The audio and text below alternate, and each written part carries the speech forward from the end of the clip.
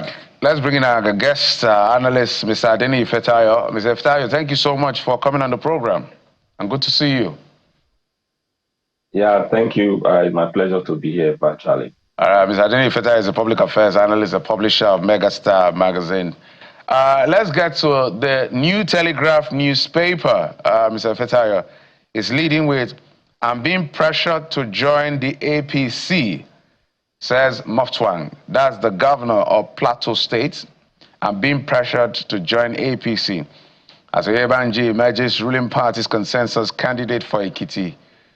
Edo APC to suspend commissioner sent out of ESCO meeting for not wearing Ashiwaju's cap." God. Mr. Ifetayo, please. I don't just know what to say. Anyway, our polity is all about interest. Being pressured to join APC, like my mother used to tell us, my late mom used to tell me that if they ask you to put your hand inside fire, will you put your hand? So the choice is still yours to do. Sometimes our politician, there's no ideology. If I'm for you, I'm for you. If I'm for this, I'm for this. But before you could say Jack Robinson, they have moved to a party that can serve their ambitions. If you know that truly people elected you, they put you there, and you are giving them the dividends of democracy, nobody could pressure you, whether at the top or because you are the chief security officer of that state.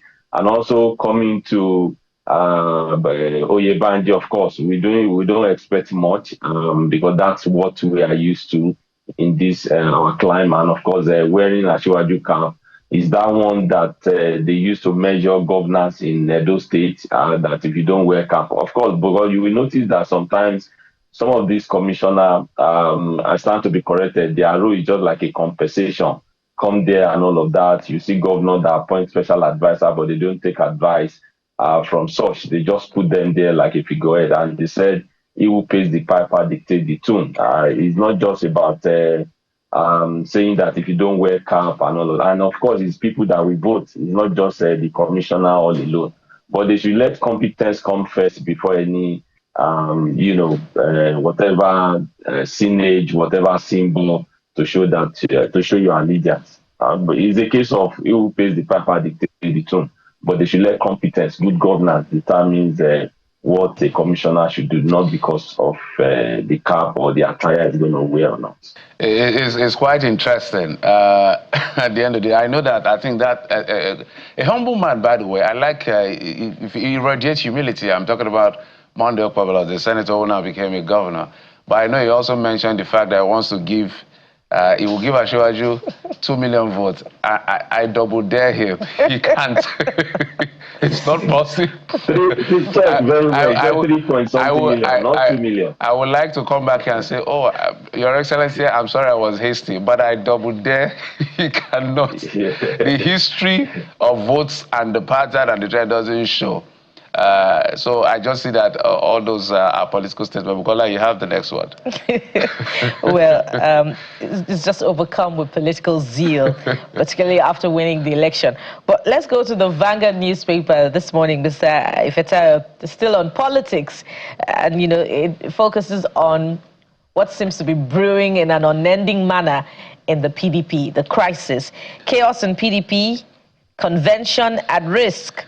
Well, we already knew that, but I think this comes on the heels of the visit to the national headquarters of the party yesterday by former Jigawa governor, and the riders provide those insights.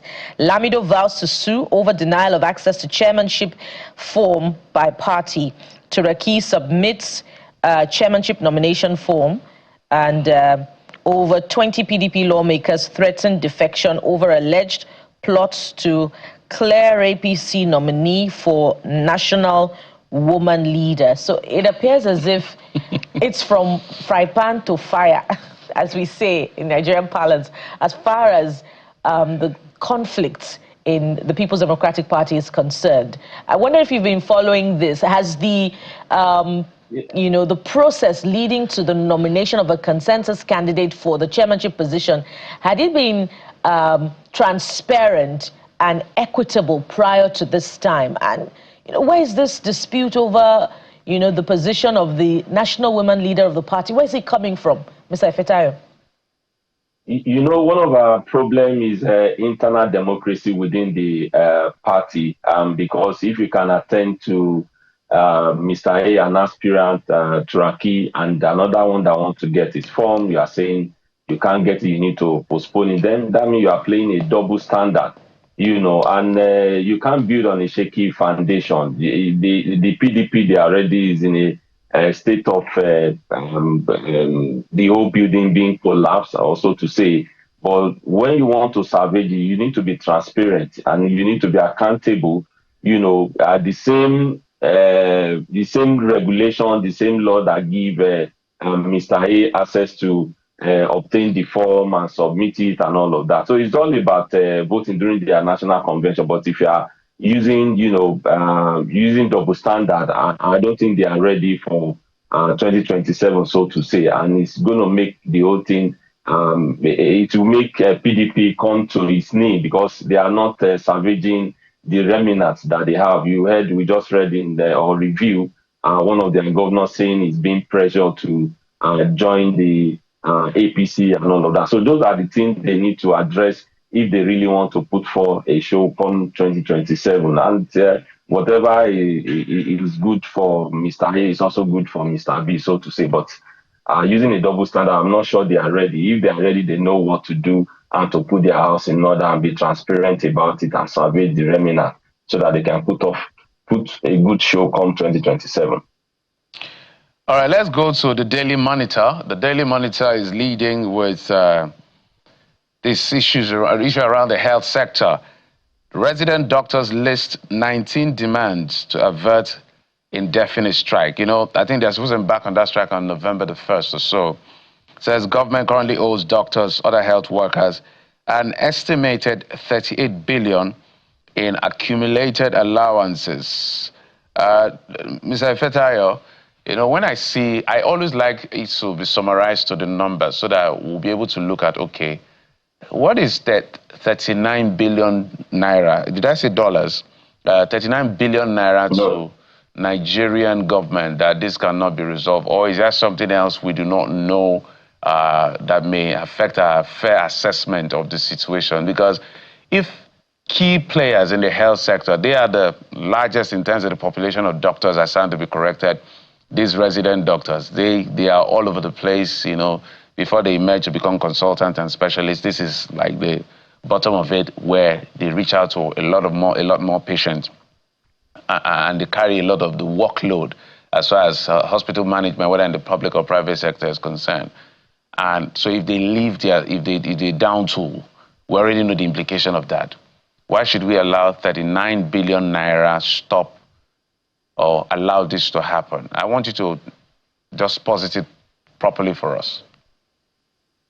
Yes, first and foremost, is a sector that to the government, maybe they are not generating any funds. So where there's no money compared to when it comes to, for example, let's say oil and gas, so to say, or marine, whatever it is. So you can see that they don't pay more attention. It's just like in education sector.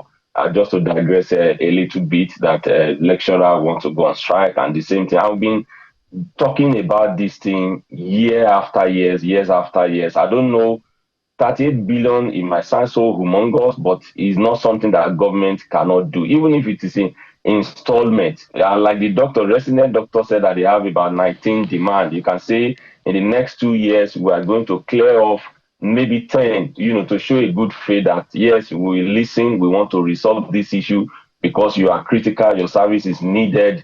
So that to shun, now they talk about brain drain in the health sector because our doctor, they are going abroad, for greener pasture. You must make the sector look inviting, their incentive, their allowances, because they also have family to take care of. Not that they will get to filling station or to the school of their children and say, please, or they've not pay us our allowances, so we're not going to pay, or you wait until, those things are not there. Those are the things that I thought that government could tackle once and for all.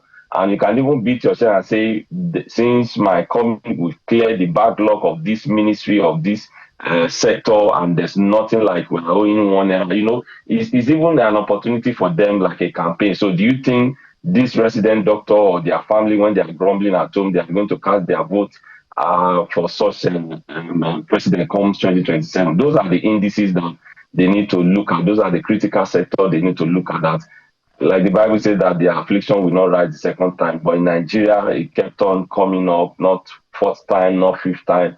I just wish they will do what is needful and give them their entitlement, even if you cannot meet all. At least show a concern. Out of 19, we are taking care of 4 in the next 2 years. And to start with, we are going to clear these 2 allowances or 3 allowances to show that we mean business, but not just talk and no action to it. Indeed. While the politicking is going on, there's so many other issues that seem to be left unattended to. Besides that of the doctors, there's this one also coming from the aviation sector, as the Guardian reports to us this morning. Take a look at it. Nigerian international travelers to pay extra $11.5 charge per ticket from December 1.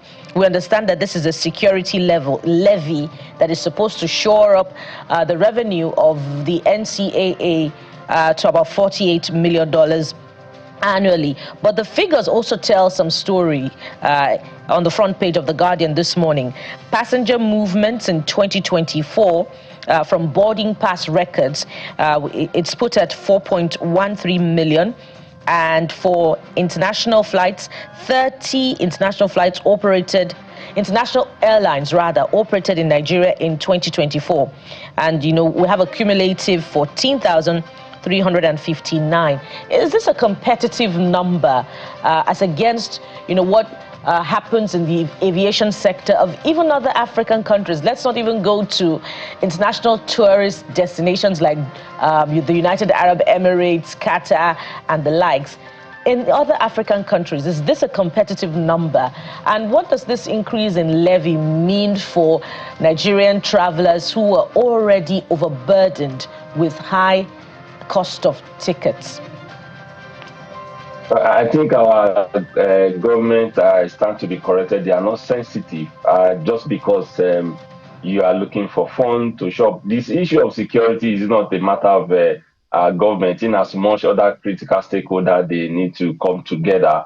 And if you're saying because of NCA, they need to, NCC, whatever it is, that they need to shop off whatever their revenue, so those are the things, those are the critical things that the government needs to do. Those are the things that the government needs to provide. A burden, international travelers with $11.5 per ticket is ridiculous, because what are the things that they are putting in place that justify these increase in charges they want to add to Nigerian travelers or international travelers, so to say.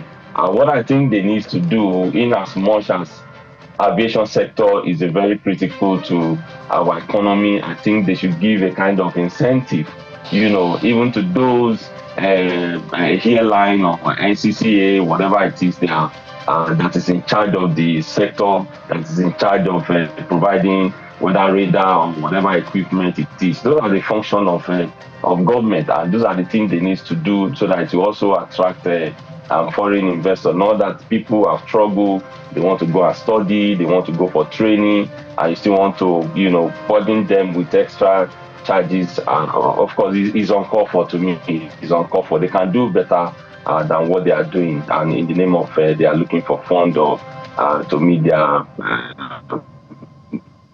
whatever operations in that sector. They can do better. They can do better. Not that to burden Nigeria or international travelers, so to say. They should make the sector attractive so that they can as well bring in more more investors.